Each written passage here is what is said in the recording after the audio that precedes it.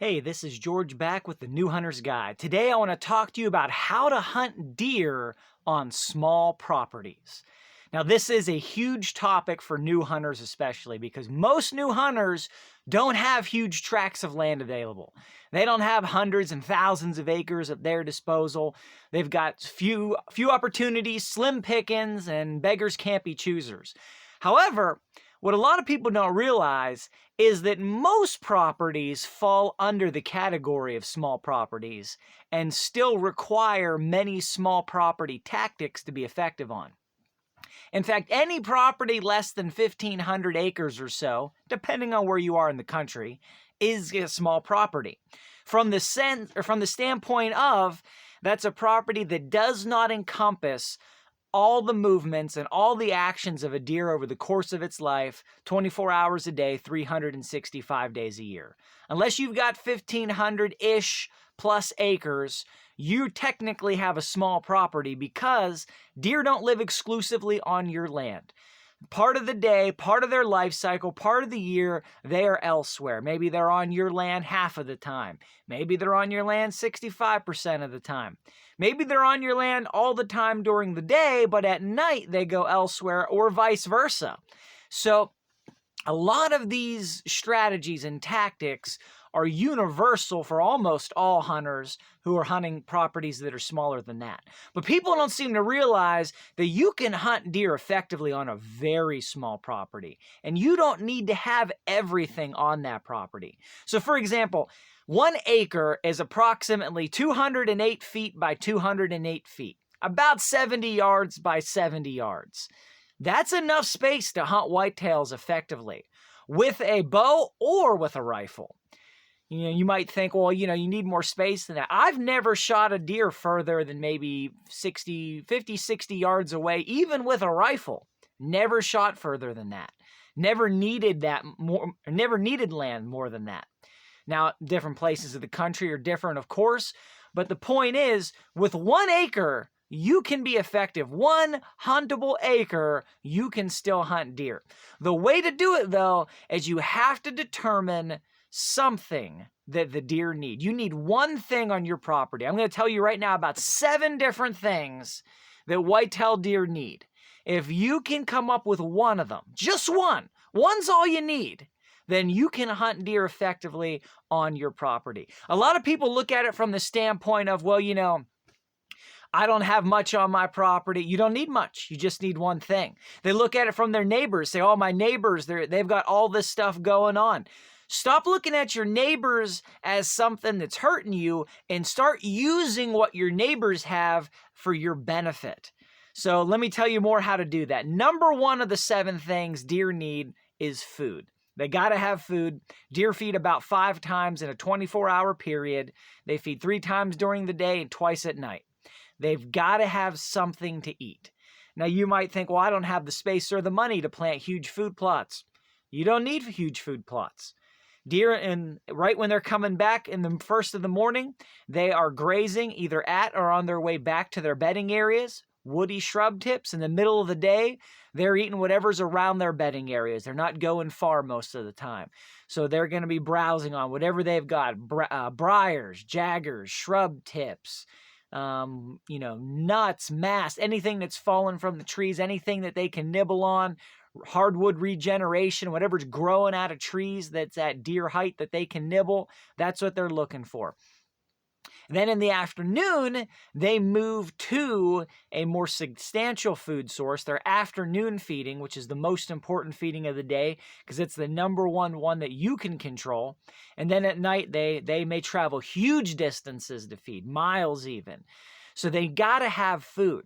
You don't have to have big food plots, though, to offer food for deer. You can have all sorts of things working for you.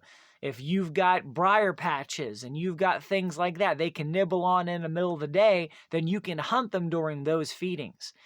There's also really inexpensive food plot options. I've seen a 1/10 of an acre of clover, just a 1/10 acre clover patch of white clover, be an absolute deer magnet in the early season and also be a big deer influencer in the late season. Something that simple, something that small can turn the tide, especially depending on what's around you. You know, say your neighbor has 1,000 acres of soybeans or corn or wheat or alfalfa or brassicas or whatever. Well, that's where they're going to feed at night. You can't stop them. There's no hope. But your little clover patch of 1/10 of an acre in between cover and that food plot can be the place that they end up at 3 and 4 o'clock in the afternoon to nibble, because they don't want to go out on this giant expanse of land during the day where they're wide open and they can be easily susceptible to predators or people. So that little hidden, even a trail of clover can be the thing that they just graze there, waiting for it to get dark at the end of the day before they go off onto the food plot that your neighbors spent thousands of dollars on. So you got to have some kind of food. If food's going to be one of your 7 things that you're trying to have. The second thing is bedding. Deer are going to bed somewhere. They're going to bed down the middle of the day. They like thick, dense, nasty areas. Does will tend to be more tolerant of less cover. They will bed in areas that aren't as secure. Big bucks, on the other hand, they want the thickest, nastiest, most secure, or they want, good side cover, big fallen logs, hinge cut trees, whatever they can find, they're going to be the most picky. If you can offer cover on your property, maybe it's just as simple as taking down some trees, open up some canopy, let some stuff grow up out of the ground, some hardwood regeneration, let some fields grow up. Whatever you can do to offer cover, and then you can hunt the deer coming to the cover in the morning, or the bedding areas, and you can hunt them coming back from the bedding areas in the evening. So if you can get bedding areas on your property, then you can hunt those with great effectiveness. Cover's the other one. You've got bedding areas and then you have cover. They're not exactly the same thing. Bedding areas are destinations. Deer coming to and staying there over the course of the day and just sort of hovering around that area. Cover is going to be stuff that's growing up that lets deer go through an area, especially during the rut, and feel secure and feel safe. So if you've got cover on your area that's, deer can move by, you've got maybe tall, briars and switchgrass and, whatever you've got, jaggers and, multifloral rose and whatever you've got that's cover. They may not be bedding there, might not be dense enough for them to bed, but they're going to feel more comfortable moving there during daylight hours, especially bucks that are on the move during the day, during the pre-rut and the rut, looking for does. So if you can have cover, then you can have deer. The other thing is edge. Number 4 thing, edge. Deer are creatures of edge. If you get nothing else from this video, get that. They are creatures of edge. They like edges. Wherever one kind of habitat ends and another starts. Trees end, field starts. Cover ends, trees start. Cover ends, field starts. Food, jaggers. Water, trees, food, anything. Anywhere where there's edge. You've got elevation changes, high, low. Anything where the habitat is different. Monoculture is the worst thing you can have. Just everything. You just have 100 acres of open hardwoods. I'd rather hunt 10 acres of edge, 10 acres of variety of habitat, because that variety is going to attract deer. You may not have great food, you may not have great cover, you may not have great bedding, but if you've got edge, deer like to move along edge because they can easily transition from one habitat to another. That helps them feel safe, that helps them escape predators, and you can hunt edge. So if you've got edge, you've got something. You can have 1 acre and you've got edge between trees, field, cover, and then you've got right there a deer corridor that you might be able to hunt. It does not take much property. You can be effective on very small properties. In fact, let me know in the comments below, how big of a property do you plan on hunting this coming season? Or what sizes of properties do you have available to you? It's been even better if you've already been a hunter and you've taken deer on a small property. Let us know in the comments below. Show other people, share with other people some of the small properties you've taken deer on and been effective on. The next thing that deer need, they need safety. This is number 5. Deer need safety. They've got to feel safe. The biggest thing other than cover that we can do for safety is absence of hunting pressure. You want to think about it like this. Is there a part of my land where deer will not smell, see, or hear people? Is there a place that I can make a sanctuary? Is there a place that I can make safe for them? Or a place that I can provide the illusion of safety?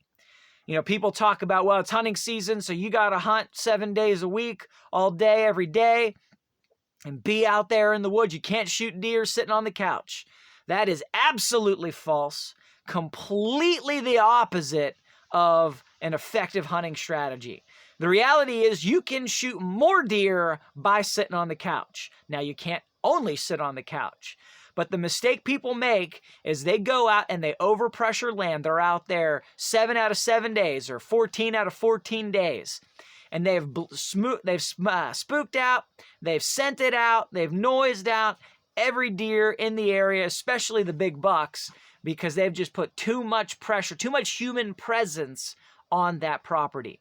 You're better off waiting for the perfect weather days, the perfect winds to hunt a particular spot, and spend the other days where the weather's bad. And when I say bad, I mean hot, I mean rainy, I mean a bunch of other things that we'll talk about in future episodes.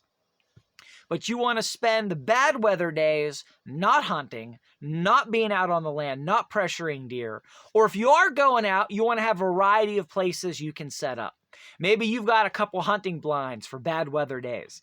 Maybe you've got some areas that are, you know, they're not the best stand locations, but if you just want to go out for the sake of going out, you go there and you save your good spots for when the weather's perfect, when it's cold, when you've got changing weather fronts coming through, when the barometer's falling, and then you're able to, you know, keep those spots fresh, keep them free of human scent. You're there. They've got no idea that you're around. So if you can provide safety or the illusion of safety, I've hunted properties where at the beginning of the season, they were lousy places to hunt. But by the middle of the season, if I wasn't there, they became great places to hunt because all the surrounding properties were full of hunters, and they would push people into this safe property where there weren't any hunters, where there was no pressure. At the beginning of the season, there was nothing on that property that would draw deer to it.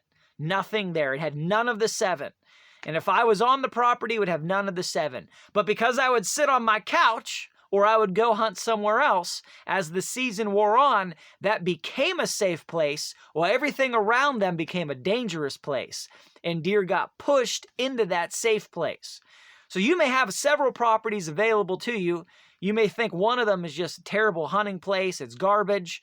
Great. Set up a couple stands or set up a good location or two, and then wait till the middle of the season or the end of the season. Don't step foot on that property until at least halfway through the season when the hunters on all the surrounding properties have pushed the deer there because you've given them safety. That's one of the 7. And, you know, at the same time, you may not have had safety at the beginning, but as the season goes on, as long as you're not there, and you can be hunting other places that you deemed better spots for any number of reasons. So you hunt there, maybe you're effective there, maybe you take the deer that you want to take there, great. If those areas aren't producing, then you take the one that you've created to be a safe place. Also, please go ahead, click the likes button, that thumbs up button. It really helps the channel, really helps get the videos out to more people, impacts the YouTube algorithm. Please subscribe, hit the bell notification at the bottom before we go on to number 6. That way you get updates every time I post a new episode. And of course, if you haven't left a comment, go ahead and leave one. Let us know what size property you plan on hunting or the smallest property you've taken a deer on. Number 6, deer need trails, corridors, or other access areas, places they can travel between any of these 7 assets. You know, deer trails. Now, just a regular trail in the woods is not what I'm talking about. It's an area that deer move on frequently. You might have a property that is just all garbage brush. None of it's even food. Maybe it's just switchgrass. Maybe it's terrible. There's no reason for the deer to be there. Maybe they bed there, but maybe there's better bedding on the neighbor's property where there is food. But if you create a corridor, if you cut a 2 or 3 foot channel straight through that property, connecting one neighbor's to another, then you create a place where deer can move. There's a path of least resistance. And if you can find deer trails in the wood along edge, if you can find deer trails between bedding and food, even if the bedding and food's not on your property, doesn't need to be on your property. If it's on this neighbor's property and there's something on that neighbor's property, in some ways you have better opportunity than either of them, because they're just showing up in that food. They're just showing up at that bedding. They're hard to hunt when they're bedding, and they're hard to hunt when they're eating because they're more alert. Deer are easier to hunt when they're moving from one area to another. So if you can get a travel corridor, there's some people, their properties, deer do not stop moving. They don't spend 1 minute on that property, but they will travel across it to go from one thing to another, to go from one habitat to another, one asset, one resource to another, to go from food to water, to go from bedding to food, to go from, deer cruising areas. Bucks like to cruise when you get closer to the rut. So if you've got a cruising area that you can hunt or that you can make, that you can cut through a property, like I said, path of least resistance. Number 7, pinch points. If you can have a pinch point on your property.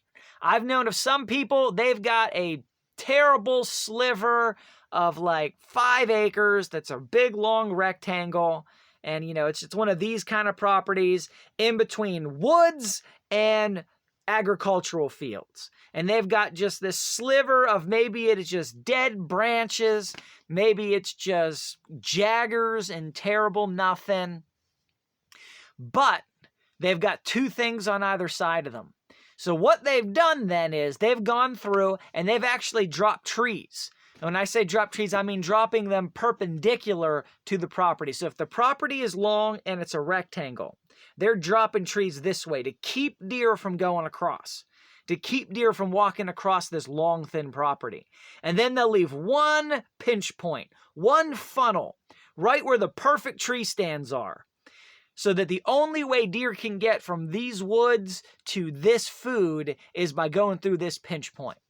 And what turned out to be what they thought was a horrible, worst ever 5-acre property for deer hunting you could ever imagine became an amazing property for shooting bucks and for shooting does. Because all the deer going from that big, 100, 200 acres of woods, trying to get to that 1,000 acres of agricultural land, they could only go through that pinch point, or they had to take the long way around. And they just sat down and watched that pinch point with a bow or with a rifle. And they'd have deer by huge droves going through that pinch point. Now, their land didn't have a pinch point initially. It was just a bad piece of land in between 2 good pieces of land. But because they dropped some trees, deer don't want to they can't just easily walk right through a tree if it's dropped perpendicular to them. So they dropped some trees. They planted some heavy stuff. They moved some rocks and boulders around. They did some things to make it so there was only 1 or maybe 2 different pinch points that deer had to funnel through to go from one property to another. And by doing that, they ended up with a great property. In fact, easier to hunt for them and better than either of the larger, more impressive properties on either side of them. And the thing you need to keep in mind here is that only about 5% of all properties, of all deer hunting properties, whether it's public land, private land, big land, small land, micro land, only about 5% is effectively and efficiently optimized to contain the daylight movements of mature bucks and be a herd influencing property. Now, when I say herd influencing, I mean it keeps bucks on that property during the daylight where you cannot shoot them and where other hunters can't shoot them because they can't get on your property, and it allows them to survive the hunting season and advance to the next age class. So only about 5% of properties are really optimized well in order to be able to do that. And probably most, if not all of your neighbors are not part of that 5%. And if you can be smarter, you can do better than they can with less acres, with less space, with less resources, with no money. If you can get one of these 7 things, if you can find one of these 7, or if you can create one of these 7, you can do some amazing things on your property. You can take deer even if you've got the smallest property ever, even if you can see your house from your tree stand. I often hunt places where I can see a house from my tree stand. And it's a place that most other hunters won't think to ask, which is another thing that's huge. You know, if you got properties that are 40, 50, 100, 200 acres, those people probably have hunters knocking on their door regularly, asking for permission to hunt there. The guy that's got a little house and 7 acres, if he's not a hunter, chances are nobody's knocking on his door trying to get permission to hunt his little 7 acres, because they're not even thinking like that. But that 7 acres, maybe only 5 of them's huntable. Maybe only 1 of them's huntable in the back over the hillside. If you can come up with one of these 7 things, because you don't need the deer to live on your property. You just need to give them a reason to travel across your property once a day or more, and then you've got the ability and opportunity to be extremely successful and effective in the woods. So I hope this is helpful for you guys. Check out the podcast, New Hunter's Guide, anywhere you listen to podcasts. You can find it on the website, newhuntersguide.com. Lots of stuff on deer hunting. Please subscribe. Please hit like. Please leave a comment. I appreciate you guys. God bless you. Till next time, go get them in the woods.